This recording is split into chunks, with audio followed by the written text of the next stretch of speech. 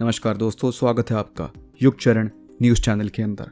दोस्तों, आज के आधुनिक समय में भला पुनर्जन्म में कौन यकीन करता होगा। पुनर्जन्म की दास्तां एक अजीब सी खामोशी लेकर हमारे सामने आती है, लेकिन आपको हैरानी होगी कि आज के मौजूदा वक्त में भी पुनर्जन्म की ऐसी ऐसी कहानियां हमारे सामने आती हैं जिसे सुनने के बाद आप आश्चर्य में पड़ जाएंगे और आपको यकीन नहीं होगा कि ऐसा भी कुछ हो सकता है। हालांकि कई धर्मों और संस्कृतियों में लोग पुनर्जन्म में यकीन करते हैं, लेकिन हैरानी की बात यह है कि विज्ञान भी आज तक पुनर्जन्म को साबित नहीं कर पाया है। आज कुछ इसी तरीके की एक कहानी की बात हम करने जा रहे हैं, जिसकी जांच के लिए महात्मा गांधी भी इन्वॉल्व हुए थे और एक कमेटी बनाकर उन्होंने उसकी पूरी सच्चाई की पड़ताल करवाई थी। वो कहानी कौन सी है, चलिए सुनते हैं। 18 जनवरी 1902 को मथुरा शहर में चतुर्भुज चौबे और उनकी पत्नी जगती देवी के घर एक बेटी का जन्म हुआ, जिसका नाम लुगदी रखा गया। 10 साल की उम्र में उनकी शादी कपड़े की दुकान के मालिक केदारनाथ चौबे से हुई। दोस्तों, पुराने ज़माने में शादियां बहुत ही कम उम्र में की जाती थी और लुगदी के साथ भी कुछ ऐसा ही हुआ था। उनकी शादी के बाद उनका पहला बच्चा मृत पैदा हुआ था। 25 सितंबर 1925 को अपनी दूसरी गर्भावस्था में लुगदी ने आगरा के सरकारी अस्पताल में एक बेटे को जन्म दिया।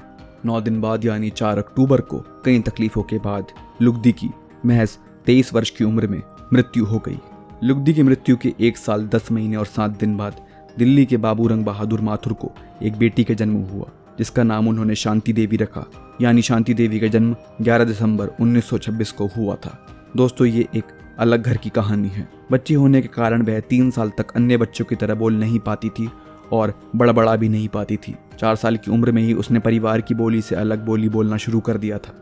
आपको जानकर हैरानी होगी कि उस छोटी सी बच्ची जिसका नाम शांति देवी रखा गया था, उसने दावा करना शुरू कर दिया था कि वह जिस घर में रहती है वह उसका असली घर नहीं है और उसके माता पिता उसके असली माता पिता नहीं हैं। और यही वह समय था जब उसने अपने पिछले जन्म के बारे में बात करना शुरू कर दिया।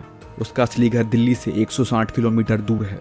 कहानी यहीं खत्म नहीं होती। शांति देवी ने अपने माता पिता को अपने पिछले जन्म के पति और बच्चे के बारे में भी बताया। इन सभी चीज़ों को जानने के बाद उसके माता पिता आश्चर्य में पड़ गए।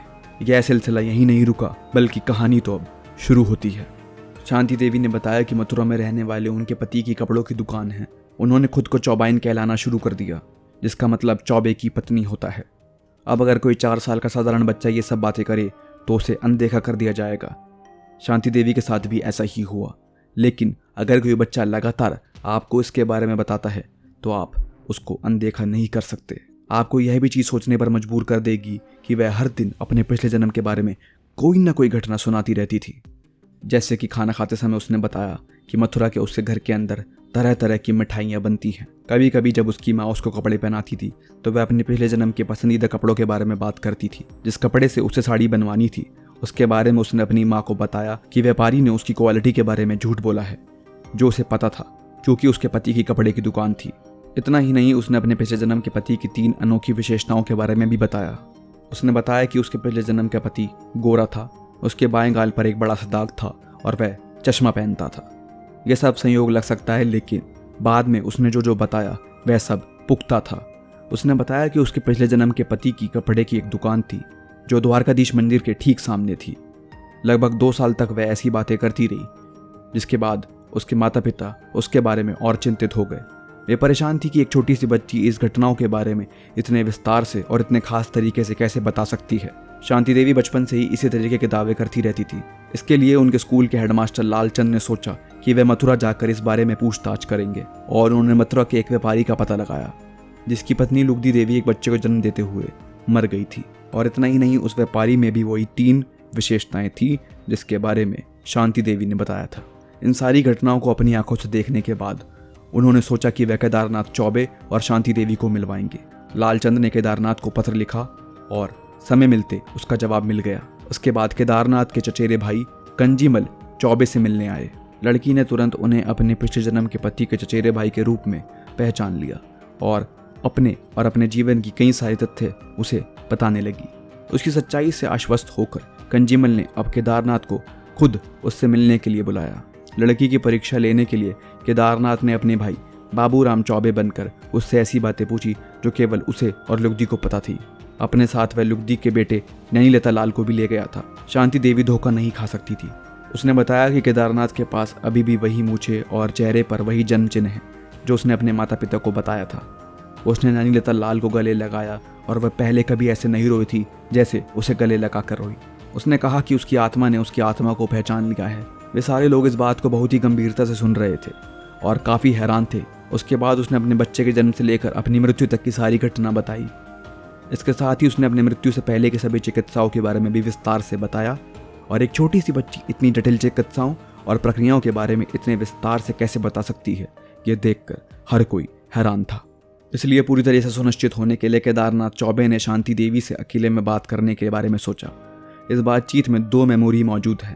पहला, उसने उसे बताया कि वह जानती थी कि वह उसके साथ विश्वासघात कर रहा है क्योंकि उसने उसे और एक नर्स को एक दूसरे को देखते हुए देखा था और बाद में उन्हें एक दूसरे के साथ मस्ती करते हुए भी पकड़ लिया था।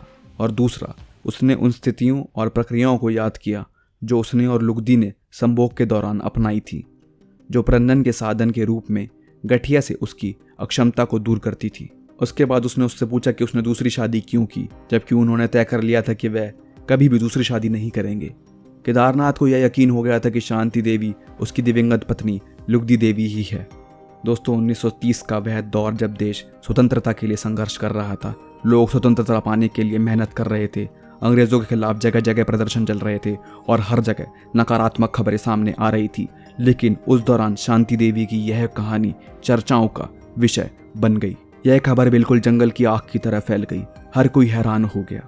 लेकिन जैसे यह खबर महात्मा गांधी तक पहुंची, अन्य लोगों की तरह वह भी इस महिला से मिलना चाहते थे। उन्होंने अपने आश्रम में शांति देवी से मुलाकात की और बात करने के बाद उन्होंने पुनर्जन्म की कहानी को साबित करने के लिए 15 सदस्यों की एक जांच समिति बनाई। ये 15 सदस्य शांति देवी और उनके माता पिता के साथ 15 नवंबर 1935 को मथुरा गए। स्टेशन पर उतरते ही शांति देवी ने तुरंत एक अज्ञात बूढ़े व्यक्ति को पहचान लिया जो ठेठ मथुरा पोशाक पहना हुआ था। उसने गहरी श्रद्धा के साथ उस अजनबी के पैर छुए और एक तरफ खड़ी हो गई। पूछने पर उसने एल देशबंधु के कान में फुसफुसाया कि वह व्यक्ति उसका जेठ यानी उसके पति का बड़ा भाई था। यह सुनकर सभी लोग आश्चर्य में पड़ गए क्योंकि वह व्यक्ति और कोई नहीं बल्कि बाबूराम चौबे थे जो वास्तव में केदारनाथ चौबे के बड़े भाई थे। उसके बाद शांति देवी ने अपनी याददाश्त से तांगे वाले को अपने घर का सारा रास्ता बताया और उसने रास्ते में सभी बदलावों के बारे में भी विस्तार से बताया। घर पहुंचते ही उसने भीड़ में से एक बूढ़े व्यक्ति के पैर छुए। वह लुगदी का ससुर निकला और उसने वही शब्द याद आए जो उसने कभी कहे थे। यह सब देख किसी को यकीन नहीं हो रहा था कि वह जो देख रहे हैं क्या वह पूरी तरीके से सच है। आगे उसकी परीक्षा लेने के लिए उससे पूछा गया कि जजरू कहाँ है, जिस पर उसने सही ढंग से शौचालय बताया। उससे कटोरे का अर्थ पूछा गया, जिस पर उसने कहा कि कटोरा एक तरीके का पराठा है। यह दोनों शब्द साधारण शब्द नहीं थे क्योंकि इनका प्रयोग केवल चौबे के परिवार में होता था। न केवल ये बातें बल्कि उसने अपने अतीत में जिस कुएं में नहाया था उसे भी दिखाया। इसके साथ ही उसने समिति की दूसरे मंजिल पर एक स्नान के बारे में बताया जहां पर उसने पिछले जन्म में 150 रुपये छिपाए थे। जब समिति उस स्थान पर पहुंची तो उसने वहां जाकर उनको कोने का इशारा किया। वहां एक फूलदान था। उन्होंने उस जगह को करीब 1 फुट तक खोदा लेकिन पैसे नहीं मिले।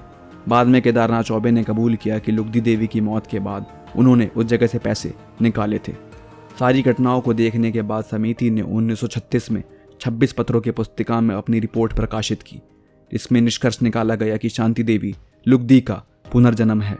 दोस्तों, यह पूरी कहानी सुनने के बाद आपको क्या लग रहा है हमें कमेंट सेक्शन में ज़रूर बताइएगा और ऐसे ही और जानकारी के लिए हमारे चैनल को सब्सक्राइब करना बिल्कुल भी ना भूलें। जल्दी मिलेंगे इसी तरीके की एक और वीडियो के साथ। इस वीडियो को अंत तक देखने के लिए आपका बहुत बहुत धन्यवाद।